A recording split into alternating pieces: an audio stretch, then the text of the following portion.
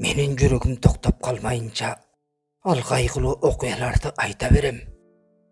Советтік системаға қарсы шыққан Ақшуақ көтерілішін қатысушысы Мүсалы Соқыр бұл кебін өмір бойы айтып өткен екен. Ақшуақ көтеріліші бойынша тала материалдарды топтап жүріп, ат башы Айлының тұрғыны Мүсалының қызы Зарлапаға жолығып қалдым. Зарлапа 4 жашынан тартып 16 жашқа чейин Азиз атасына көз болып, ел аралатып жетелеп жүрген екен. Мүсалы Соқыр менің жүрегім тоқтап қалмайынша, ал қайғылы оқияларды айта берем деп қалчу тұра. Совет мамлекетінің коллективдештіру саясаты қырғыз ел үшін қайғылы тарихи барақтарының бірі болған. 1930 жылдары алысқы Атбаш аймағындағы тұташ коллективдештіру мезгілінде жерлерді мамлекетке белгіленген план бойынша дан жойно жана мамлекетке төгүү маселеси тоолуу аймактарда токтоосуз жүргүзүлө баштаган. Айдоо аянттары дээрлик жок болгондуктан ал жердегилер мал жандыктарын сатып эгин алууга аргасыз болушкан. Совет бийлигинин коллективдештирүү саясаты мыйзам бузуулар, зордук зомбулук, адилетсиздик, адамдарды кордоо жол менен жүргүзүлгөн. Ата бабалардын басып өткөн тарыхында көчмөндүк менен тиричилик өткөргөн эл азаздан отурукташып, колхоз совхоздор негизделип, жер иштетип, мамлекетке дам планын тапшыра баштаган. Мындай катачылыктан улам карапайым калктын совет бийлигине нааразылыктары күч алган. Ошентип, айрым топтор коллективдештирүү саясатына ачыктан ачык каршы көтөрүлүшкөн. Атап айтсак, Атбашыда советтик системанын коллективдештирүү саясатына каршы 1931 жылы черик же болбосо элдин айтымындагы Акчубак көтөрүлүшү чыккандыгы маалым. Бул көтөрүлүштүн жетекчилери катары Абдылда, Кулчун, Сүйүндүк, Турсундар болушкан. Сүйүндүк азыркы Акмүз айылынан, теги моңолдор уруусунан. Аны көргөн аксакалдардын айтуусунда орто бойлуу, өтө чапчаң, бай деле эмес, орто чарбалуу болгон экен. Советтик системанын куружала куугунтугунан биротоло жүрөгү муздаган, ал өзүнө санаалаш, таламдаш адамдардын тобун түзгөн. Аталган топтун активдүү катышуучусу Турсун көзгө атаар мерген болгон. Кийин алар советтик системанын куугунтуктоолордун айынан Атбашыдан Кытайга качууга аркас болушуптур. Качкындардын артынан советтик аскерлер из кубалап олтуруп, ок жаадырып, бейкүнөө адамдар набыт болушкан. Атбаш аймагынан качып, Көк аргын суусунун жээгине 200 адам советтик аскерлер тарабынан аеосуз атылып ташталгандыгы маалымдалат. Советтик системанын коллективдештирүү саясатына каршы 1930-34 жылдары Кытайга карай эмиграциялык кыймыл күч алганын архивдик маалыматтар тастыктайт.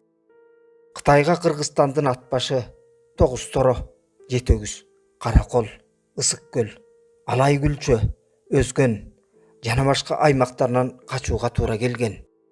Бул макалада Сүйүндүк Турсун менен бирге совет мезгилинде Кытайга аргасыздан журт которгон Акмоюн айылынан чыккан 13 жаштагы Мүсалынын аянычтуу тагдыры баяндалмакчы. Совет бийлигине каршы 1931 жылдардагы Акчубак көтөрүлүшүнүн көмүскөдө калган тарыхын бир адамдын тагдыры менен чагылдырууга аракеттенип көрөлү. Мүсалы комуз, ооз комуз черткен ары таланттуу адам болгон. Анын коңшу айылдан куда түшүп колукту кылып ала турган кызы да болгон экен.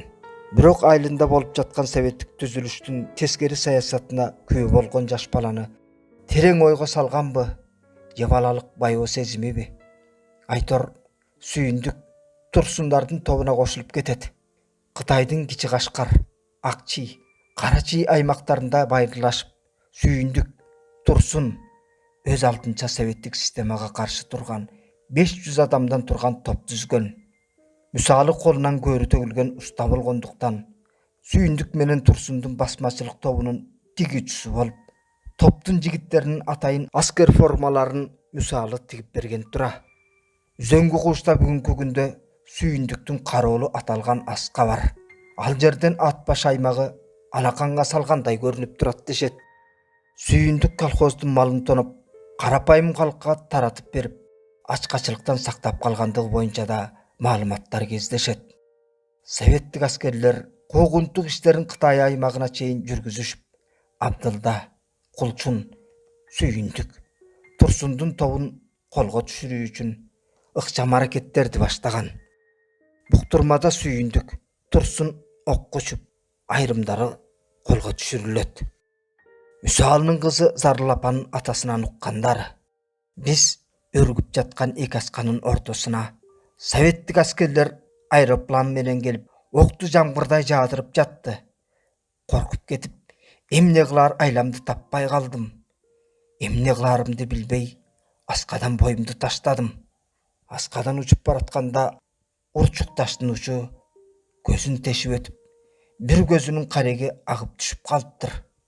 Бир топ убакытка эсим ооп жыгылып, жанымдагы иним базарчыны да ал аламатта таппай калдым. Эптеп эсин жийип, соолуп калган көзүн колу менен жаап, эмне кылаарын билбей заманы куурулат. Элди советтик аскерлер атканын атып, калганын колго түшүрүп, советтерге алып кеткенин, ал эми айрымдарын Кытайдын түрмөсүнө тапшырып бергендигин эшиттет. Кытайда 10 жылдай тендимеш күн өткөрүп жүрүп, бир көзүнүн залалы экинчи көзүнө өтүп азиз болуп, Мүсалы сокур атка конот.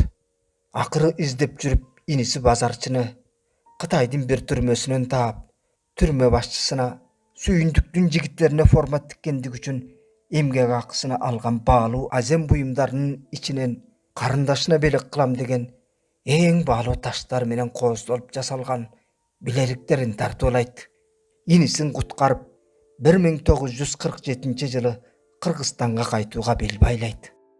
Нарын аймагынын кызыл белине келгенде Кытайдан качып келе жаткан качкындарды чегарачылар аеосуз кырып, ал жерден да канчасы набыт болушат.